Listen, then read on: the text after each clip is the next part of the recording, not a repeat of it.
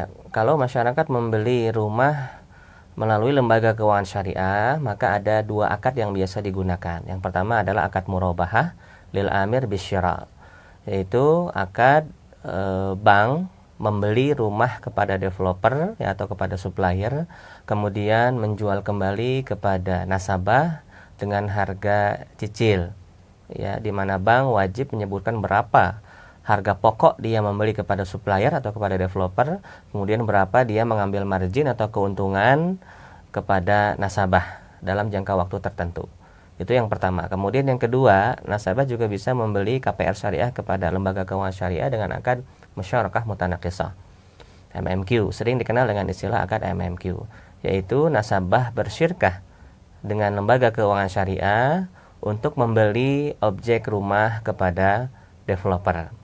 Ya, jadi nasabah menyetorkan uang sebagai hissah atau saham kepemilikan rumah, ya, yang ini disesuaikan nilainya dengan DP.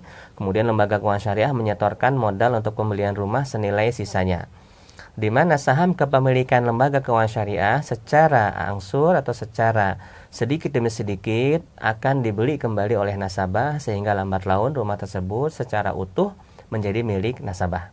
Untuk skema KPR syariah menggunakan lembaga keuangan syariah dengan secara inden, ya, maka akad yang digunakan adalah murabahah atas lahan, kemudian istisna konstruksi, atau ya bisa juga nasabah pesan murabahah lahan, kemudian ijarah konstruksi.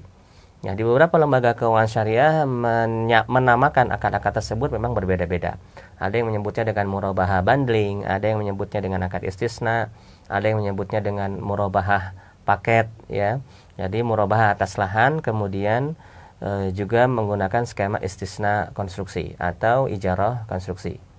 Mengapa penamaan akad ini di beberapa lembaga, terutama di lembaga keuangan syariah ini terkadang berbeda-beda?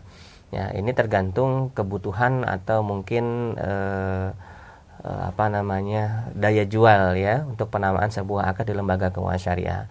Karena sebetulnya di dalam akad syariah penamaan ini tidak terlalu penting, ya, karena yang penting adalah hakikat atau konsekuensi dari transaksi yang dilakukan. Sebagaimana kaidah al-ibrah fil uqudil maqasid la lil alfaz wal mabani. Jadi suatu akad itu dihukumi berdasarkan maksud dan tujuannya, bukan berdasarkan penamaan atau penyebutan dari akad tersebut.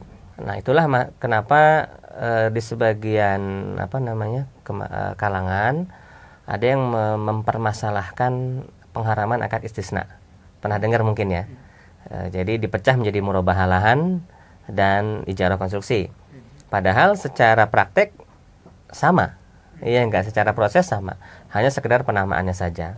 Nah, ini yang saya maksudkan mengapa penamaan itu tidak terlalu penting kalau hakikatnya adalah sama. Jadi kita mau menyebutkan skema KPR inden ini KPR inden, atau murabahah bundling, atau murabahah paket, ataupun istisna, ataupun ijarah, itu enggak ada masalah. Ya, selama skema yang dilakukan atau alur yang dilakukan konsekuensinya sama.